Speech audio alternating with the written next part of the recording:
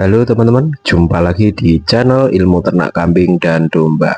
Bagi teman-teman yang belum subscribe, mohon bantuannya agar teman-teman bisa subscribe channel ini, like, share, dan jangan lupa tombol loncengnya agar channel ini terus memberikan manfaat untuk para peternak kambing maupun peternak domba. Baik teman-teman, pada kesempatan kali ini kita akan bahas tentang untung mana antara fattening dengan breeding. Nah, tentu teman-teman yang bergerak di fattening ini pasti yang sudah memiliki pengalaman ya pada titik langsung dijual, itu biasanya seperti itu. Namun perlu teman-teman ketahui bahwa untuk bidang fattening atau penggemukan ini berbeda dengan breeding ya.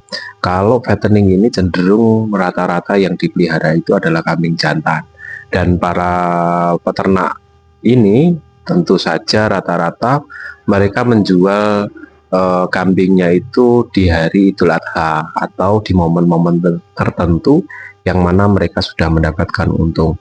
Nah, perlu digarisbawahi bahwa untung di sini kita juga harus menghitung untung biaya pemeliharaan, biaya perawatan, itu seharusnya memang harus dihitung. Namun seringkali para peternak kambing maupun domba ini tidak menghitung pokok badi langsung dijual, pokok untung langsung dijual begitu saja. Nah, teman-teman juga harus menerapkan sebenarnya manajemen produksi lah. Artinya gini, artinya teman-teman selama kambing itu berada di kandang teman-teman itu berapa biaya yang dikeluarkan. Nah, ini nanti akan ketemu berapa laba atau harga yang harus kita tentukan. Nah, ini untuk para peternak kambing maupun domba yang mungkin bergerak di bidang fattening. Nah, rata-rata bidang fattening ini memang seringkali juga tidak mengenyahkan, bahwa pakan yang mereka beli itu rata-rata tidak dihitung. Tapi bagi peternak yang mungkin sudah berpengalaman, pasti mereka akan menghitung berapa sih biaya pakan yang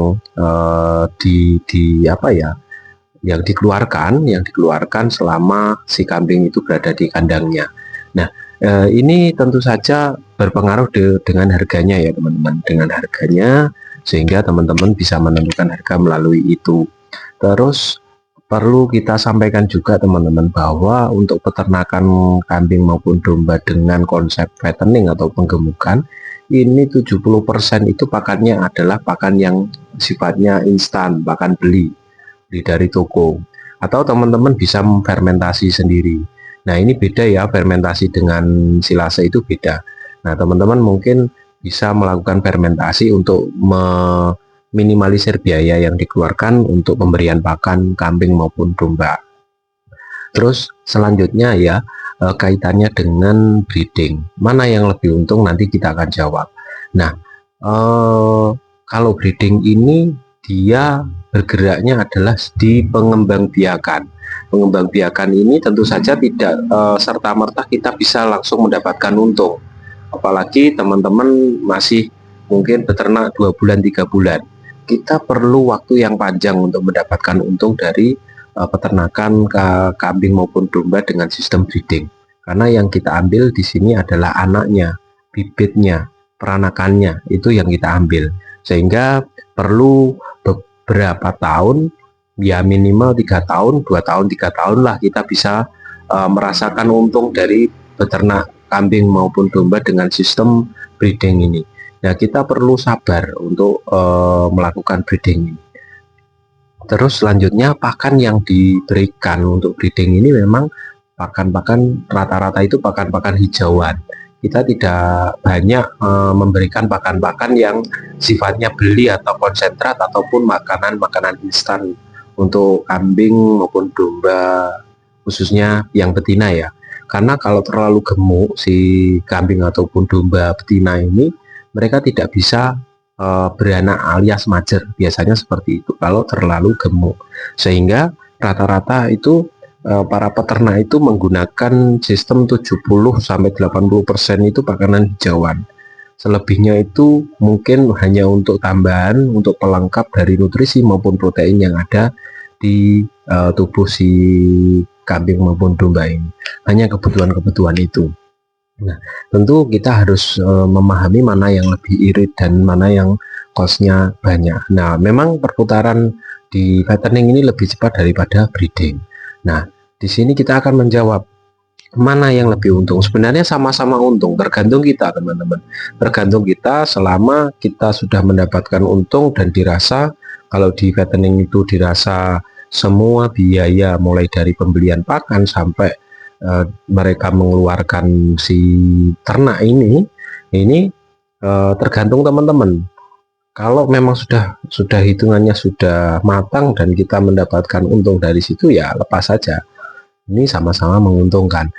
Terus breeding ini juga menguntungkan karena memang yang kita ambil adalah bibitnya. Namun ya perlu kesabaran yang ekstra memang kalau kita berbicara soal breeding. Nah, mana solusi yang paling pas adalah teman-teman bisa bergerak di keduanya. Teman-teman bisa beternak dengan konsep breeding awal mula ketika teman-teman itu kambingnya beranak jantan, besarkan dan gemukkan. Ini akan untungnya akan lipat ganda ya teman-teman, karena di awal itu teman-teman tidak akan memberikan pakan instan terlalu banyak. Teman-teman hanya memberikan pakan instan itu ketika mau dijual itu digemukkan, disedul istilahnya, disedul, diperbanyak konsentratnya sehingga nanti teman-teman bisa menjual dengan mungkin harga yang agak mahal.